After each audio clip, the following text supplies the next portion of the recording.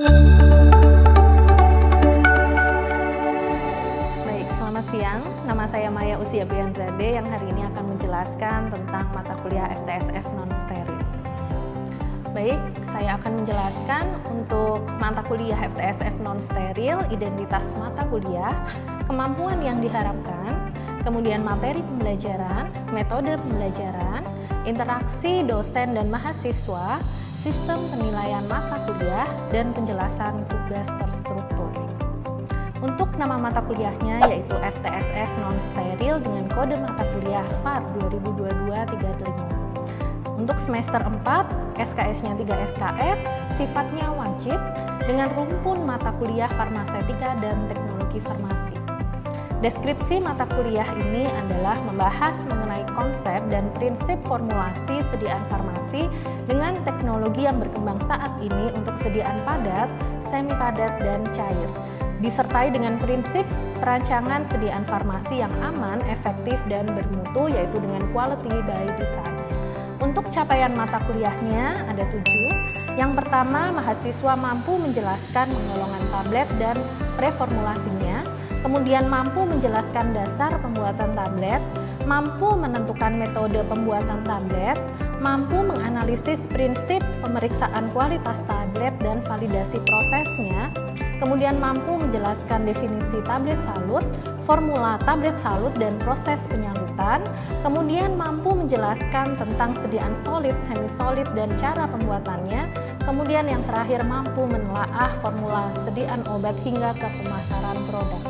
Untuk capaian mata kuliah yang pertama adalah pertemuan pertama kita mempelajari terkait definisi, bentuk, jenis sediaan tablet, penggolongan sediaan tablet. Kemudian yang kedua mempelajari terkait preformulasi.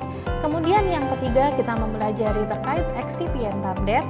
Kemudian yang keempat kita mempelajari ada 3 metode pembuatan tablet, yaitu metode kempal langsung, metode granulasi basah, granulasi kering. Kemudian pemeriksaan kualitas tablet, permasalahan dalam pembuatan tablet kita temui pada pertemuan kelima. Kemudian pada pertemuan keenam ada validasi proses.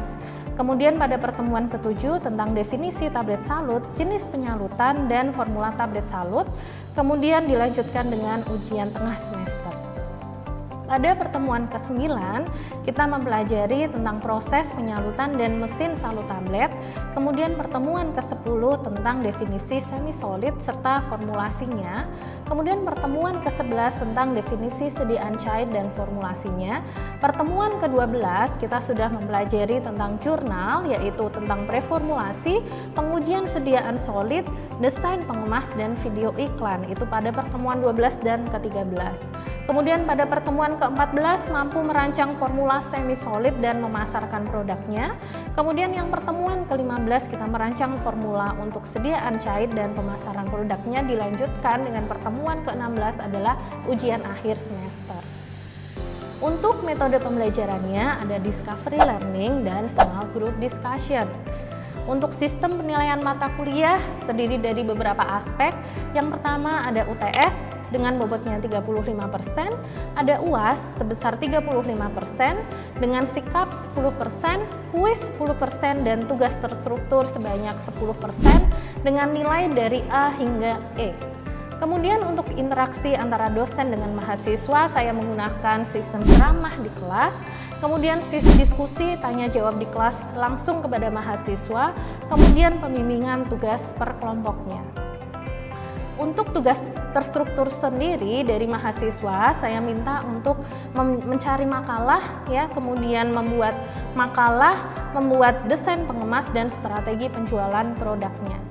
Dari tujuan tugasnya, dari mahasiswa itu mampu menyusun makalah, membuat desain pengemas, dan membuat iklan. Untuk metode pengerjaannya, dari mahasiswa mencari jurnal berbahasa Inggris minimal tahun 2020, kemudian antar jurnal wajib berbeda antar kelompok, kemudian wajib didiskusikan kepada dosen pengampu sebelum pertemuan ke-11, kemudian kita harus mengumpulkan jurnal, makalah, PPT, video pada Google Drive. Selanjutnya dari kelompok tersebut dibagi menjadi 8 kelompok. Untuk kelompok 1 hingga kelompok 4 mencari sediaan solid, Kelompok 1 dan 2 mencari sediaan dengan granulasi basah, kelompok 3 dan 4 sampai 4 itu mencari untuk sediaan pembuatan kempal langsung dan granulasi kering. Kelompok 5 dan 6 itu mencari jurnal untuk semi solid, boleh gel, krim ataupun pasta. Untuk kelompok 7 dan 8 itu mencari jurnal bentuk cair, yaitu sirup, emulsi ataupun suspensi. Untuk indikator, kriteria, dan bobot penilaian, yang pertama pencarian jurnal yang tepat dengan bobot 20%. Kemudian kesesuaian isi antara PPT dan makalah sebesar 40%. Kemudian yang terakhir, bagaimana cara mahasiswa membuat desain kemasan dan strategi marketing dengan bobot 40%. Baik, mungkin sekilas terkait penjelasan mata kuliah saya hari ini. Sekarang kita akan lanjutkan bagaimana sistem perkuliahan untuk FTSF non-steril. Selamat siang semuanya. Siang, Ibu. Assalamualaikum warahmatullahi wabarakatuh. Waalaikumsalam warahmatullahi wabarakatuh. Baik, untuk siang ini semuanya sudah siap ya dalam perkuliahan apa? Oke, FTSF non-steril. Jadi hari ini kita sudah pertemuan ke-11 ya, yaitu terkait definisi sediaan cair, formulasinya, dan pembuatannya seperti apa ya. Jadi untuk tujuan dari mata kuliah pada hari ini atau pertemuan hari ini, yaitu kalian nanti mampu mengetahui tentang sediaan cair dan cara pembuatannya. Kemudian metodenya bagaimana, yaitu melalui discovery learning dan small group discussion. Oke, kita review dulu ya. Untuk review ini kita ingat kembali ya, ada yang pembuatan solid ya, yaitu tablet. Ada berapa metode dalam pembuatan tablet ya? Ada 3 metode. Yang pertama granulasi basah, granulasi kering, dan juga kempal langsung. Ya, benar teman-teman? Benar. Ada granulasi basah, granulasi kering, dan kempal langsung. Kira-kira kalau dari zat aktif, yaitu sifatnya tidak tahan terhadap panas, tidak tahan terhadap air, dan flowability-nya itu buruk, kira-kira dibuat dengan metode apa? Ada yang bisa bantu jawab? Granulasi kering. Kenapa? Karena prosesnya tidak membutuhkan penambahan kayak pelarut lainnya. Betul. Jadi di sini tidak menggunakan pelarut tambahan, tidak ada pemanasan, sehingga zat aktifnya itu bisa tetap stabil ya. Jadi sudah memahami pada pertemuan yang solid. Kita lanjut ke definisinya sediaan cair. Sediaan cair ini ada apa saja sih? Ada yang bisa bantu menjawab, Fatia? Ada sirup, ada suspensi, ada emulsi. Oke, benar ya. Ada sirup, ada suspensi, ada emulsi. Nanti kita lebih terfokus ke ranahnya, yaitu emulsi. Ya, jadi di sini adalah larutan yang biasanya bercampur dengan beberapa eksipien gitu ya, dengan adanya pelarut cair sehingga menggabungkan zat aktif ini menjadi lebih homogen ya. Ada kelebihannya. Yang pertama, sediaan cair itu pasti lebih mudah diabsorpsi. Ada yang tahu kenapa? Partikelnya lebih kecil, sehingga apa? Dia tidak membutuhkan waktu lama seperti tablet ya. Dia itu tablet harus pecah, hancur dulu di lambung baru bisa terabsorpsi. Sedangkan kalau larutan dia sudah dalam bentuk partikel yang kecil, masuk ke dalam lambung bisa langsung diabsorpsi. Oke, ini adalah sediaan cair yang tadi kita sebutkan. Ada suspensi dan ada emulsi. Masih ingat nggak dulu saat semester 3 ya, kalau nggak salah, yaitu mata kuliah farmasetika. Pernah membuat ya? Sediaan, ada suspensi, ada emulsi. Kita kembali lagi yang saat pembuatan suspensi. Bedanya apa sih antara suspensi dengan emulsi? Ada yang bisa bantu menjawab nggak? Kalau sediaan suspensi itu bedanya Bu, dia itu ada partikel terdistribusi dalam cairan. Kalau emulsi itu fase minyaknya bisa terdistribusi dalam fase air. Ya, benar ya. Jadi di sini zat padat yaitu tercampur di suatu solvent atau pelarut. Kalau satunya emulsi yaitu zat cair di dalam cairan, biasanya minyak dalam air atau sebaliknya. Nanti kita akan lebih fokuskan lagi terkait emulsi. Di dalam suatu sediaan itu pasti ada namanya zat aktif dengan eksipien. Sifatnya inert atau tidak memberikan efek ya. Di sini karakteristik ideal dari suatu eksipien yang pertama adalah stabil secara kimia ya. Artinya apa? Si zat aktifnya itu tidak rusak karena ada tambahan si eksipien.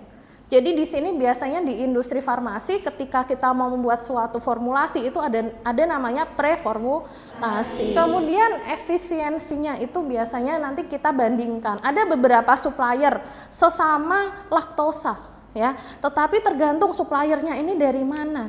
Nah, itu biasanya di industri farmasi itu melihat dari berbagai supplier di luar negeri, kita bandingkan, ada yang dari India, ada yang dari Cina, kita minta sampel dari sana. Oh, ternyata misalnya dari India ini ternyata harganya murah, khasiatnya atau secara stabilitas juga baik ya, kita lebih memilih yang mana, X-nya India.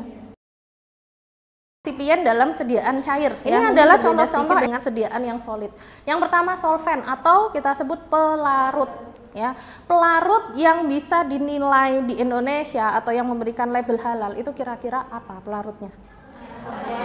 Aquades. Ya, jadi susah sekali ketika kita menggunakan pelarutnya etanol. Nggak mungkin dapat label halal kalau di Indonesia. Kemudian ada buffer atau dapar. Dulu pernah nih ya, saat semester 1 ya kalau nggak salah, belajar membuat dapar. Nah, fungsinya buffer itu untuk ya menjaga pH agar tetap di pH yang stabil. Kenapa sih? Karena ada zat-zat aktif, dia itu mudah rusak karena di suasana asam atau suasana basah. Sehingga si penjaga ini dia akan memantau, oh di sekitar ini dan ini si obat itu nggak boleh bergerak, sehingga ketika dikonsumsi oleh pasien dia tetap dalam kondisi stabilnya. Kalian pernah ya minum sirup jadi dia agak kental dikeluarkan ya, karena apa? Kalau misalnya tidak terlalu kental, kita miringkan begini, dia pasti langsung tumpah, gampang tumpahnya. Sehingga dari industri farmasi membuat sediaan ini pasti dengan bahan pengental, ada HPMC gitu ya, hidroksipropil metil selulosa, yaitu turunan selulosa. Kemudian ada chelating agent, bahan untuk mengkelat. Ya, jadi di sini ada ion-ion logam, dia itu biasanya membuat sediaan tidak stabil itu harus diikat. Dengan adanya EDTA, etilen diamin tetraasetat. Ya, si ion-ion logam ini bisa mengganggu interaksi antara zat aktif sehingga lama-lama itu bisa rusak, sehingga harus diikat dengan si bahan EDTA ini. Ya, nanti tolong beberapa contoh ini dihafalkan. Ya, nanti bisa saja keluar dalam ujian ya. Baik, kita sekarang lebih fokus ke emulsi. Ya, kalau dulu saat farmasetika kalian pernah membuat sediaan emulsi. Pembuatannya dengan apa dulu? Dengan apa itu? Mortir sama stemper, yang susah sekali ya pencampurannya ya. Nah, kalau untuk mikro dan nano emulsi pernah mendengar belum? Jadi hari ini kita akan mempelajari ke definisi yang emulsi selanjutnya, yaitu ada mikro emulsi dan nano emulsi. Kalau emulsi adalah sediaan cair campuran antara fase minyak dengan fase air ya. Kemudian bedanya apa dengan mikroemulsi? Nah, mikroemulsi ini ukurannya itu lebih kecil. Kita lihat ya.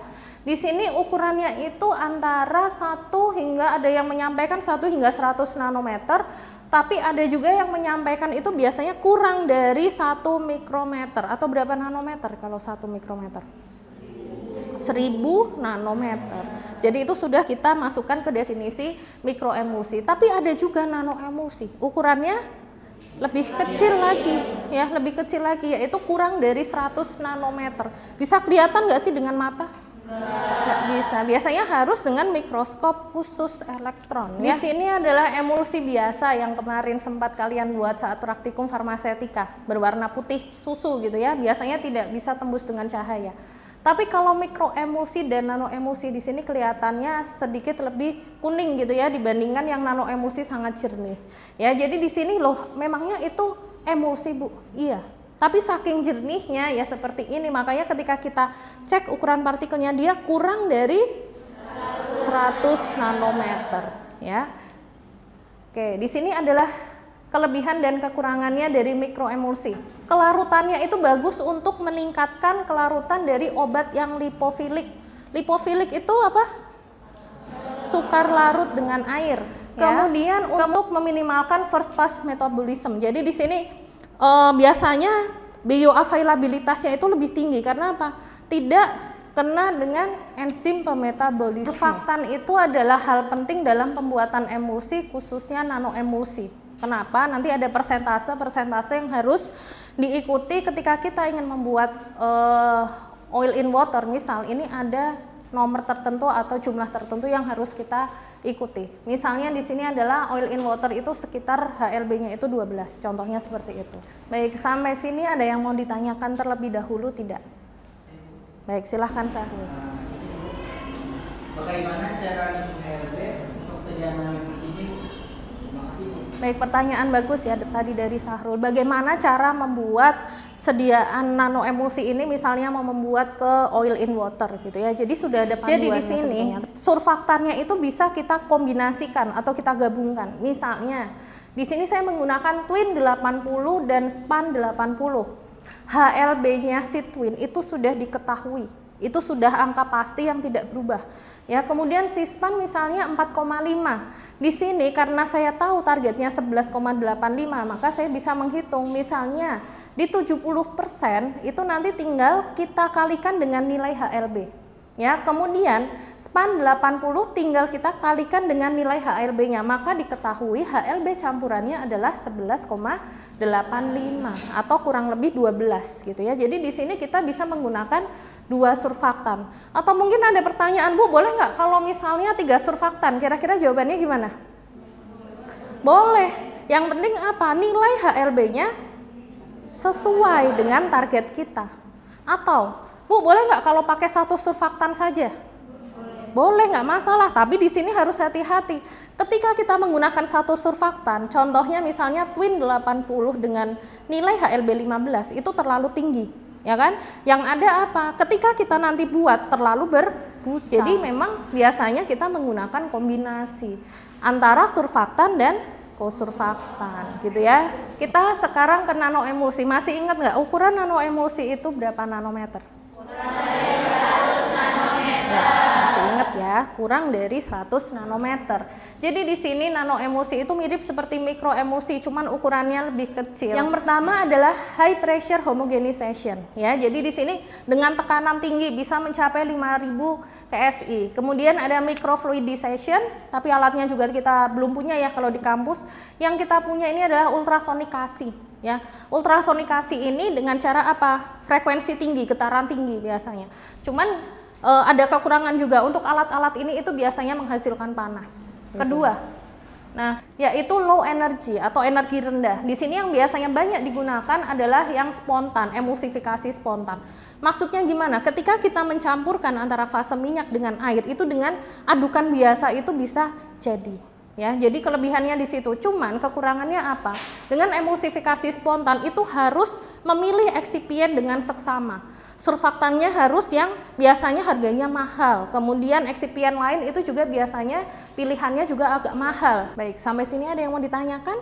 Saya, Ibu. Ya, silakan ya, Ibu. Mohon izin ya, Bu. Jadi kan di PPT kan dijelasin ada beberapa metode buat pembuatan nanoemulsi. Kayak contohnya itu yang high kayak homogenisasi sama ultrasonifikasi. Sedangkan kalau yang low itu pakai emulsifikasi spontan.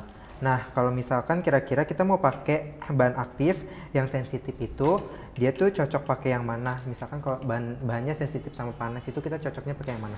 Baik, saya jelaskan dulu ya. Jadi prinsip dari high energy ini biasanya dengan tekanan tinggi atau dengan gesekan tinggi yang lama-lama akan menghasilkan panas. Ya, jadi kekurangan dari pembuatan nanoemulsi yang tadi sudah disampaikan, produksinya itu apa? Lumayan susah dan mahal karena ketika gesekan itu terus-menerus, itu kemudian menghasilkan panas yang lama-lama kadang mesinnya itu kalau nggak kuat akhirnya mati. Ini pernah ada pengalaman, kita sempat mau memindahkan gitu ya, scale up itu ke industri farmasi, tapi ternyata dari industrinya itu belum cukup siap dalam menerima pembuatan nanoemulsi. Ketika dibuat itu lama-lama alatnya panas dan akhirnya berhenti beroperasi, nggak bisa jalan kalau seperti itu. Sehingga pertanyaan tadi dari Yayi ya, ketika zat aktifnya itu apa? Tidak stabil terhadap panas, kemudian diberikan ada tambahan panas dari mesin, apa yang terjadi?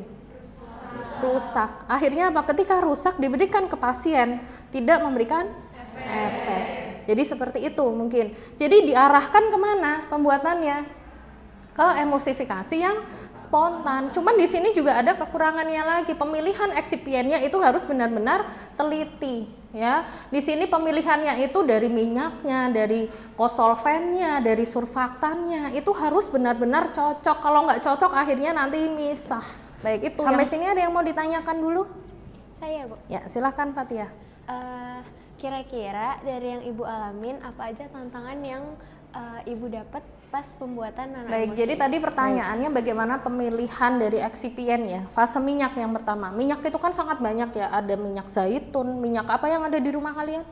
Minyak kelapa, ya, ada VCO, ada extra virgin coconut oil gitu ya. Jadi pilihannya itu banyak. Saking banyaknya daripada bingung, kita baca dulu literatur dari jurnal. Yang mana kebanyakan digunakan dalam penelitian. Itu yang pertama kita pilih. Tantangannya adalah dalam trial and error. Ya, dalam mencoba-coba satu persatu mana yang cocok. Bu, dalam trial error itu dilakukan berapa kali? Bisa sampai puluhan kali hingga sediaan tersebut stabil. Ya, kalau boleh dibilang 20 itu minimal. Gitu. Jadi mencapai bagaimana kok obat itu lama dibuat ya karena trial errornya itu sangat banyak. Ya, jadi di sini pilih memilih ini yang harus cocok yang mana. Jadi lama waktunya untuk mencari eksipien yang cocok di situ. Jadi biasanya sampai dicek dulu kadar obatnya di minyak ini yang mana terlarut lebih banyak, di kosurfaktan ini yang terlarut lebih banyak, itu sampai dicek satu persatu. Sekarang kita sampai di pembuatan kelompok kecil-kecil ya, agar lebih paham cara pembuatan. Di sini saya mengambil penelitian saya sendiri yaitu pembuatan nano emulsion. Eksipien di formula SNITS dapatnya apa? Kalau aku Twin 80, dia ini sebagai surfaktan utama, fungsinya buat menurunkan tegangan permukaan. Sama satu lagi aku dapat PEG 400. Nah, dia ini sebagai kosurfaktannya, dia membantu membentuk emulsi stabil. Yang itu aku sama sih, aku dapat 3. Yang tadi itu kan Twin 80 sebagai surfaktan utamanya, PEG 400 kosurfaktannya, sama aku VCO, virgin coconut oilnya sebagai fase minyaknya. Oke deh, berarti ada 3 ya? Oh iya Ica, tadi aku habis baca jurnalnya. Untuk yang pertanyaan nomor 1 tadi kan senyawa dalam sunscreen itu apa aja yang berbahaya. Tadi aku jawabnya oksibenzon, kalau kamu apa jawabannya? Sama sih oksibenzon, tapi ini kan ada yang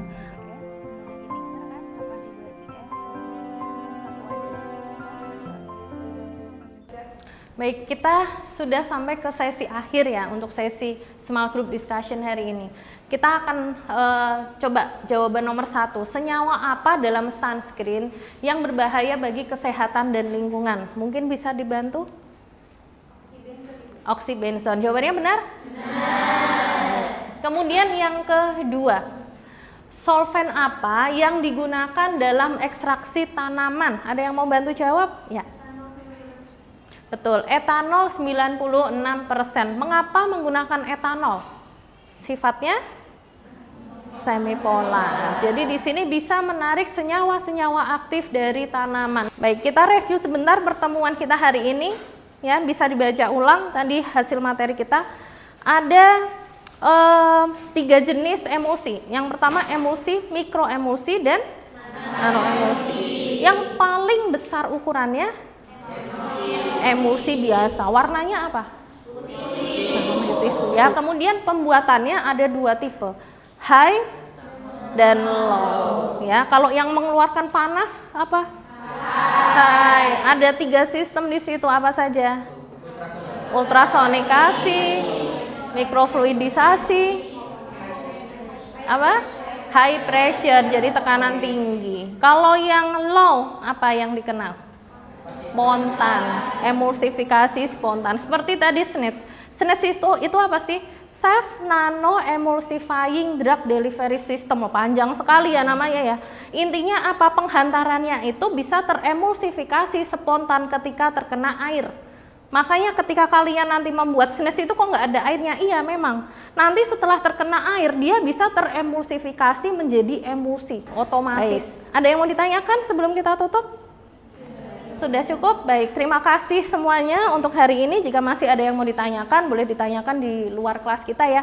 Terima kasih untuk perhatiannya ya. Selamat siang. Wassalamualaikum warahmatullahi wabarakatuh. Jadi kami dari kelompok 8 akan minta asesmen mengenai jurnal. Jadi sini jurnalnya itu mengenai biji kolanidida.